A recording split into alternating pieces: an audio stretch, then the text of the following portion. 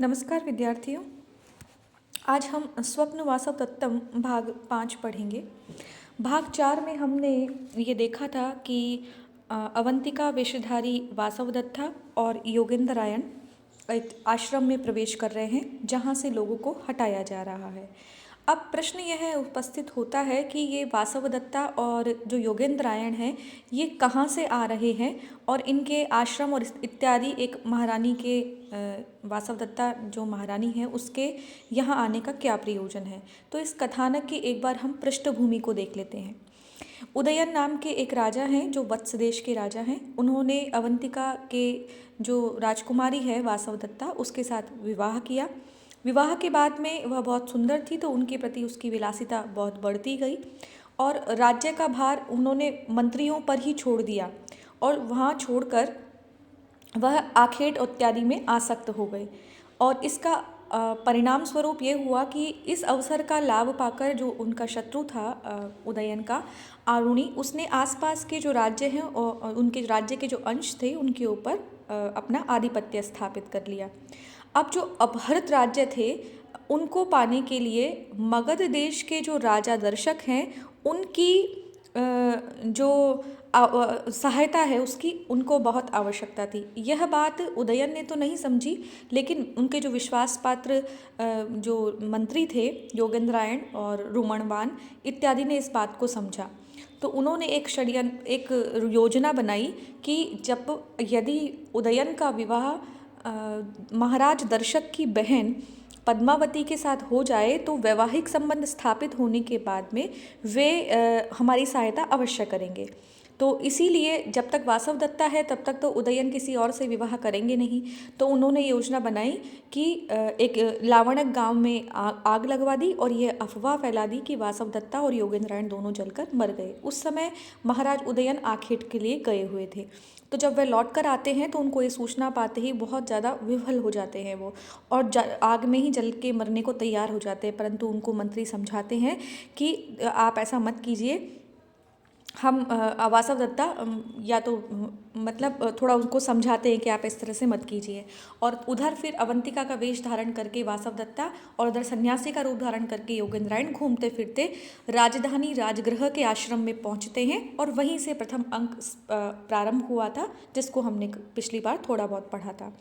अब आज वह जब वासवदत्ता कहती है कि हम भी क्या यहाँ से हटाए जाएंगे, तो ये अपमान जो मुझे है ना वो बहुत विचलित कर रहा है कि इस प्रकार से मैं महारानी होने के बाद भी और इस तरह से मुझे हटाया जाएगा। अपमान जो होता है वो बहुत मुझे अंदर अंदर से कचोट रहा है। तब उसके विषय में यहाँ पर जो योगेंद्रायण है वो कहते हैं, पूर्वं त्वयाप्यभिमतं गतमेवासीः श्लाघ्यं गमिष्यसि पुनर्विजयेन भर्तु कालक्रमेण जगतः परिवर्तमाना चक्रारपंक्तिरिव गच्छति भाग्यपंक्तिः। पूर्वं पहले भी, त्वया तुम्हें भी, एवं इस प्रकार का, अभिमतम अभिष्ट, गतम प्राप्त, आसीत था। पूर्वम पहले, त्वया तुम्हारे द्वारा भी, अभिमतम यानी जो अभिष्ट है, जो राज का भोग है वो गतम यानी प्राप्त, आसीत यानी था। श्लाघ्यम गमिष्यसि पुनर्विजयेन भर्तुः। भर्तुः यानी जब स्वामी जो तुम्हारे, इसको श्लोक को देखिए, भर्तु यानी जो आपके स्वामी हैं वो पुनः यानी फिर से, भर्तुः यानी स्वामी, पुनः यानी फिर से, विजयन विजय प्राप्त कर लेंगे, तब श्लाघ्यम गमिष्यसि, तुम आप इस प्रशंसनीय पद को फिर से गमिष्यसि यानी प्राप्त करोगी। क्यों?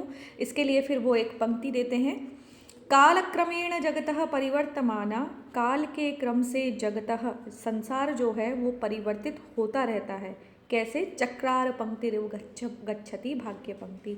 भाग्य पंक्ति जो है यानी भाग्य की जो रेखा है वह कालक्रमेण, कालक्रम के अनुसार, चक्रार पंक्तिरिव रथ के पहिए की आरो की तरह, इव यानी तरह, गच्छति परिवर्तमाना परिवर्तित होकर चलती रहती है। वैसे ही पहले भी आपके पास ये सब राजपाट इत्यादि था, इसका सुख आपने भोगा है, और जब आपके स्वामी की फिर से विजय हो जाएगी तब आप फिर से इस प्रशंसनीय पद को प्राप्त करेंगे, क्योंकि भाग्य जो पंक्ति है वो समय के अनुसार रथ के पहिए के आरोह की तरह परिवर्तित होती रहती है। शब्दशः फिर अर्थ देखेंगे हम इसका। पूर्वम पहले भी, त्वया तुम्हारे द्वारा, अपि भी, अभिमतम यह जो अभिष्ट है, गतम यानी प्राप्त, आसीत यानी था, भर्तुर विजयेन स्वामी की विजय के द्वारा, श्लाघ्यम गमिष्यसि पुनः, आप इस प्रशंसनीय पद को, श्लाघ्यम यानी प्रशंसनीय पद को, गमिष्यसि यानी फिर से प्राप्त करोगी। कालक्रमेण, काल के क्रम के अनुसार, भाग्य पंक्ति ही, भाग्य रेखा, चक्रार पंक्ति ही, रथ के पहिए के आरोह की इव तरह, परिवर्तमाना गच्छति, परिवर्तित होकर यानी ऊपर नीचे होती रहती है। भटौ, दो जो भट है, सेवक हैं, वो कहते हैं उत्सरतः आर्या, उत्सरतः यहाँ से हटिए हटिए आप। ततः प्रविशति कांचुकीय, तब उसके बाद कांचुकीय रंगमंच पर प्रवेश करता है। कांचुकीय कहता है संभषक न खलु खलु उत्सरणाकार्या, अरे दुष्ट, ये संभषक जो है यहाँ पर ये गाली है, उसको गुस्सा करते हुए उससे कहता है न खलु उत्सारणा कार्य, ये तुम जो हटाने का कार्य कर रहे हो इसको करना बंद करो।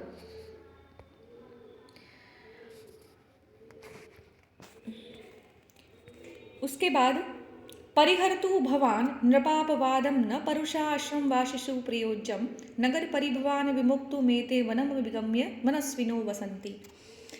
वो कहते हैं कि भवान, आप, नृपापवादम, मगध देश, क्योंकि ये जो राज्य सीमा है वो मगध नरेश की है, मगध नरेश के अपयश के कारण, अब नृपापवादम, मगध नरेश के अपयश के कारण उत्सरणा आदि कार्यों को परिहरतु, आप छोड़ दीजिए। भवान परिहरतु नृपापवादम, भवान यानी आप, परिहरतु यानी छोड़ दीजिए, नृपापवादम, नृप यानी मगध देश के राजा के अपयश के जो कारण हैं उनको, अपवाद का मतलब यहाँ पर अपयश का कारण कहा है। परुष आश्रम वासिषु प्रयोज्यम, परुष का मतलब है कठोर वचनों को, आश्रम वासिषु यानी आश्रम के जो निवासी हैं उनके प्रति प्रयोज्यम प्रयोग करना, किसको, कठोर वचनों को प्रयोग करना भी आप छोड़ दीजिए। मतलब जो सेवक लोग इन लोगों को, आश्रम के लोगों को हटाने का कार्य कर रहे हैं, क्योंकि वहाँ पर मगध देश के राजा दर्शक की जो बहन है पद्मावती वह आने वाली है, और उनके आगमन के कारण ही आश्रम वासियों को सेवक लोग हटा रहे हैं। तो कांचुकीय प्रवेश करके कहता है परिहरतु भवान, यानी आप छोड़ दीजिए, नृपापवादम, राजा के अपमान के कारण को, अपयश के कारण को, क्या कि परुष आश्रम वासिसु प्रयोज्यम, जो आप कठोर वचन, कठोर जो व्यवहार है आप वो आश्रम वासियों के प्रति जो प्रयोग कर रहे हैं उसे आप परिहरतु छोड़ दीजिए। नगर परिभवान विमुक्तुम एते वनम अभिगम्य मनस्विनो वसंती, एते मनस्विनः, विमोक्तुम एते शब्द जो है यहाँ पर, विमोक्तुम एते, यहाँ पर इसमें से एते निकलेगा, एते मनस्विनः, ये जो मनस्वी यानी तपस्वी जन है, ये नगर परिभवान, नगर में होने वाला जो इनका आदर है उसको विमोक्तुम छोड़ने के लिए ही, वनम अभिगम्य, वन में आकर रहते हैं, और यहाँ वन में आकर भी तुम इनके प्रति परुष वचनों का प्रयोग कर रहे हो तो इसे आप छोड़ दो, क्योंकि तपस्वी जनों के प्रति अगर इस प्रकार का व्यवहार करोगे तो ये राजा के लिए अपयश का विषय होगा। तो एते एते मनस्विनः, ये जो मनस्वी लोग, तपस्वी जन हैं, ये नगर परिभवान, नगर में होने वाले अनादर को, विमोक्तुम छोड़ने के लिए ही, वनम अभिगम्य वसंती, वनों में आकर के निवास करते हैं। उभव, वो दोनों बोलते हैं आर्य तथा, ठीक है ऐसा ही करेंगे। निष्क्रांतौ, ऐसा बोलकर वो निकल जाते हैं दोनों, वो जो दो सेवक थे सबको हटा रहे थे वो निकल जाते हैं। योगेंद्रायण बोलता है हंत सविज्ञानमस्य दर्शनस्य, कि इसकी विशिष्ट बुद्धि यानी ज्ञान से जो युक्त है, बुद्धिमान है, ये जो कांचुकी है उसको कह रहा है सविज्ञानमस्य दर्शनम, कि इसका जो दर्शन है वो विज्ञान युक्त है, या फिर यह इसकी जो बुद्धि है वह मतलब यह स्वयं बुद्धिमान है, विशिष्ट ज्ञान से युक्त है। अपसर्वावस्था वद एनाम, तब तक हम दोनों इसके पास उपसर्पा, यानी उपसर्प का मतलब होता है पास जाना, तावत एनाम, जब तक मैं इसके पास में जाता हूँ या हम दोनों वहाँ उसके पास चलते हैं। वासवदत्ता बोलते आर्य तथा, ठीक है वैसा ही करते हैं वो। उसके बाद योगेंद्रायण बोलता है उपसृत्य, उसके पास में जाकर, किं कृतेयम उत्सारणा, कि किस कारण से ये हटाया जा रहा है। उत्सारणा का मतलब हटाना, किम यानी क्यों, कृते यानी किस कारण से। कांचुके बोलता है भो तपस्विन, अरे हे तपस्वी। अब योगेंद्रायण चूंकि एक मंत्री है और मंत्री को जब तपस्वी से संबोधन किया जा रहा है, चूंकि वह सन्यासी के भेष में है, तो योगेंद्रायण आत्मगतम अपने मन में बोलता है, तपस्विन इति गुणवान खलु अयम आलापः, कि तपस्विन ये जो आलाप, ये संबोधन दिया है, गुणवान खलु ये निश्चय ही बहुत गुणयुक्त है। अपरिचयात्तु न शिष्यते मे मनसी, पर यह शब्द मेरे लिए यथार्थ उपयुक्त नहीं होने से मेरे मन को अच्छा नहीं लग रहा। न श्लिष्यते मे मनसी, मेरे मन को अच्छा नहीं लग रहा। क्यों? क्योंकि अपरिचया, क्योंकि ये मेरे योग्य नहीं है। क्योंकि मैं सन्यासी नहीं हूँ, लेकिन सन्यासी का वेश धारण किया हुआ है, इसके कहने से ये बहुत गुणयुक्त शब्द तो है, किंतु अपरिचयात्तु, लेकिन ये मेरे लिए यथार्थतः उपयुक्त नहीं है, इसलिए न श्लिष्यते मे मनसी, मेरे मन को यह अच्छा नहीं लग रहा है। कांचुके कहता है भो श्रूयताम, अरे आप सुनिए, एषा खलु गुरुभिर्भिहित नामधेयस्य अस्माकं महाराज दर्शकस्य भगिनी पद्मावती नाम, शैषा नो महाराज मातरं महादेवी आश्रमस्थानमभिगम्य अनुज्ञाता तत्र भवत्या राजगृहमेव यास्यति, तदद्य अस्मिन्नेव आश्रमपदे वासो अभिप्रेतो अस्याः तद्भवन्तः। भो श्रूयताम, अरे आप सुनिए, एषा खलु गुरुभिः अभिहित नामधेयस्य, गुरुजनों के द्वारा दर्शक नाम, महाराज दर्शक नाम से जो पुकारे जाते हैं, अभिहित नाम ध्येय अस्माकम, यानी गुरुजनों के द्वारा जिनका ये नाम रखा गया है, ऐसे हमारे महाराज दर्शक जो हैं, उनकी दर्शकस्य भगिनी, उनकी जो बहन है पद्मावती नाम, उनका ये पद्मावती नाम रखा गया। महाराज दर्शक जो है गुरु भी, यानी गुरुजनों के द्वारा अभिहित यानी कहे हुए या पुकारे जाने वाले, नामधेय नाम वाले, अस्माकम हमारे, महाराज दर्शक से महाराज दर्शक की भगिनी बहन पद्मावती नाम, जिनका नाम पद्मावती है, सा एषा, सैषा सा एषा वह, नो हमारे, महाराज मातरम महाराज की माता, महादेवी आश्रम स्थानम अभिगम्य, महादेवी के आश्रम के स्थान पर, यानी महाराज की जो माता है जिनको यहाँ महादेवी कहा गया है, उनके इस आश्रम स्थान पर अभिगम्य यानी यहाँ आकर, अनुज्ञाता उनकी अनुमति से, तत्र भवत्याः, ये तत्र भवत्याः शब्द सम्माननीय शब्द के लिए है, सम्मान के लिए कहा जाता है। अत्र भवत्या तत्र भवत्या ये शब्द यहाँ बार बार प्रयोग किए जाएंगे, और ये शब्द जो हैं वो सम्मान के लिए होता है, सम्माननीय, और उन सम्माननीय की अनुज्ञाता अनुमति से राजगृहमेव यास्यति, पुनः राजगृह को चली जाएंगी।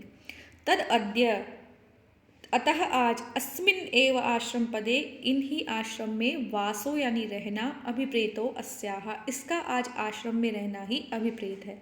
तद अद्य इसलिए आज, अस्मिन एव आश्रम पदे इस ही आश्रम में, वासो यानी रहना, अभिप्रेतो अभिप्रेत यानी इप्सित है, अस्याः इसका, तद्भवन्तः इसलिए आप सभी लोग, महारानी यहीं रहने वाली है, इसलिए मतलब जो राजकुमारी है वो यहीं रहने वाली है, इसलिए आप जितने भी लोग हैं वो क्या कर लीजिए, योगेंद्रायण को सन्यासी समझकर वो कह रहे हैं, तीर्थ उदकानि समिदः कुस्मानि दर्भान स्वैरम वनादुपनयन्तु तपो धनानि, धर्म प्रिया नृपसुता नहीं धर्म पीड़ा मिच्छेद तपस्वीषु कुलव्रतम एतदस्याः।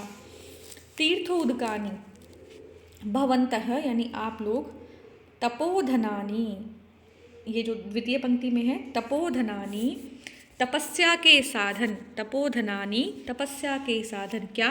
तीर्थोदकानि, जो आपको तीर्थों का जल चाहिए, समिदः हवन के लिए जितनी भी सूखी लकड़ियाँ चाहिए, कुसुमानी फूल चाहिए आपको, दर्भान जो कुश आदि चाहिए, स्वेरम यानी अपनी इच्छा के अनुसार, वनात उपनयंतु वन से आप ले आइए। पहले उनको हटा रहे थे लेकिन अब वो कह रहे हैं जिसको जो सामान चाहिए वो लेकर आ जाइए आए। क्योंकि धर्मप्रिया नृपसुता, जो धर्म से प्रेम करने वाली नृपसुता यानी राजा की पुत्री अर्थात राजकुमारी, तपस्विषु तपस्वियों के, धर्म पीड़ा धार्मिक कृत्यों में बाधा बनना, न इच्छेत न ही इच्छेत नहीं चाहती है, कुलव्रतम एतदस्याः, ये इनके कुल का नियम है कि ये वह धर्म प्रिय है और धार्मिक कार्यों में किसी प्रकार की बाधा उत्पन्न करना नहीं चाहती है। फिर से देखिए, तपोधनानि जो तपस्या के साधन हैं, तीर्थोदकानि तीर्थों का जल, समिधाएं कुसुम, दर्भ, स्वेरम अपनी इच्छा के अनुसार आप, वनाद उपनयंतु वन से ले आइए। क्योंकि धर्म प्रिया धर्म को जो प्रिय मानने वाली है, धार्मिक कृत्यों में आस्था रखने वाली है, नृपसुता राजा की पुत्री अर्थात राजकुमारी, धर्म पीड़ा धार्मिक कृत्यों में बाधक बनना, किसके, तपस्वीषु तपस्वियों के, धर्म पीड़ा धार्मिक कृत्यों में बाधक बनना, न इच्छेत नहीं चाहती है, कुलव्रतम एतदस्याः, यह इनके कुल का व्रत है, नियम है। योगेंद्रायण अपने मन में कहता है, स्वगतम एवं, अच्छा इस प्रकार, एषा सा मगधराज पुत्री पद्मावती नाम, अच्छा ये वही मगधराज की पुत्री पद्मावती है। अब उसे ये बात याद आ रही है कि जो या पुष्पक भद्रादेवी आदेशिकैः आदिष्टा स्वामिनो देवी भविष्यति, अच्छा जो पुष्पक भद्र इत्यादि जो ज्योतिषी थे जिन्होंने ये कहा था, आदि भी आदिष्टाः जिन्होंने आदेश दिया था कि स्वामिनो देवी भविष्यति के महाराज उदयन की ये देवी अर्थात उनकी पत्नी भविष्यति यानी होंगी। ऐसा पुष्पक भद्रादि जो नाम बता रही हैं देवज्ञों के अर्थात पंडितों के अर्थात ज्योतिषियों के, कि उनके आदेश के अनुसार यह हमारे महाराज की पत्नी होने वाली है। अच्छा ये वही पद्मावती हैं। तब वो कहता है आगे, प्रद्वेषो बहुमानो वा संकल्पाद उपजायते, भक्तिधारा विलासित्वाद अस्यामे महती स्वता। अत्यधिक द्वेष, प्रद्वेषो अत्यधिक द्वेष, बहुमानो वा अत्यधिक सम्मान समादर, संकल्पाद उपजायते मन की इच्छाओं से उत्पन्न होते हैं। यह यहाँ पर सूक्ति है। और जो पिछला मैंने श्लोक पढ़ाया था, चक्रार पंक्तिरु गच्छति भाग्य पंक्ति ही, वह भी सूक्ति थी, उसको थोड़ा ध्यान से समझिएगा, इम्पॉर्टेंट श्लोक था वो भी, और यह भी इम्पॉर्टेंट है। भर्तृदाराभिलाषित्वाद अस्यामे महती स्वदा, भर्तृदारा, भर्तृ का मतलब स्वामी की, दारा यानी पत्नी, अभिलाषित्वाद होंगी ऐसी अभिलाषा है, इस कारण से, तद अस्याम इसमें, में यानी मेरे मन में, अस्याम इसके प्रति, महती अत्यधिक स्वता यानी आत्मीयता हो गई है, कि यानी ये मेरे महाराज की स्वामिनी बनने वाली हैं। इस प्रकार की बात जानने के बाद में ये मैं महती स्वता अस्याम, इनमें मेरी बहुत अधिक आत्मीयता हो रही है। क्योंकि प्रद्वेषो बहुमानो वा, किसी के प्रति बहुत समादर अथवा द्वेष अथवा आदर की जो भावना है वो मन की भावनाओं से ही उत्पन्न होती हैं। आगे कहता है, वासवदत्ता कहती है, स्वागतम अपने मन में, राजदारी के इति श्रुत्वाम भगिनिका स्नेहोपि में अत्र संपद्यते। राजदारी का, राज का मतलब राज की दारिका यानी महारानी होंगी, श्रुत्वा सुन करके, भगिनिका स्नेहोपि में अत्र संपद्यते, बहन की तरह स्नेह मेरे मन में भी उत्पन्न हो रहा है, क्योंकि वह महाराज की पत्नी और एक राजकुमारी है और यह भी राजकुमारी है, तो समान वंश के होने के कारण उसके मन में स्नेह उत्पन्न हो रहा है। ततः प्रविशति पद्मावती सपरिवारा चेटी च, उसके बाद पद्मावती अपने परिवार के साथ चेटी यानी अपनी सेविका के साथ में प्रवेश करती है। चेटी कहती है, एतत्वेतु भर्तृदारिका आश्रम पदम प्रविशतु, इधर इधर से आप राजकुमारी, भर्तृदारिका यानी राजकुमारी, आश्रम पदम आश्रम में आप प्रविशतु प्रवेश कीजिए। ततः प्रविशत्युपविष्टा तापसी, फिर बाद में प्रवेश करके उपविष्टा बैठी हुई तापसी है। आप समझिए कि यह एक रंगमंच है और रंगमंच पे बार बार पात्र आते जाते रहते हैं। अब रंगमंच पे कौन है वह बता रहे हैं कि अब पद्मावती है और एक तापसी बैठी है। तापसी कहती है स्वागतम राजदारिकायाः, राजकुमारी का स्वागत है। वासवदत्ता कहती है स्वागतम, अपने यहाँ स्वागतम नहीं, ये स्वगतम शब्द है, अर्थात अपने मन में कहती है क्या, इयं सा राजदारिका अभिजना रूपम खलु अस्याः रूपम, कि यह वही राजकुमारी है, इयं सा राजदारिका, यह वही राजकुमारी है, अभिजन अनुरूपम खलु अस्याः रूपम, निश्चित रूप से अभिजन यानी इसका जो कुल है उसके अनुरूप ही इसका सौंदर्य है। पद्मावती तापसी को प्रणाम करती है, आर्ये वंदे, आर्ये आपको प्रणाम है। इससे आगे की जो इस नाटक की बातें हैं या फिर संवाद हैं वो हम अगले वीडियो में पढ़ेंगे। धन्यवाद।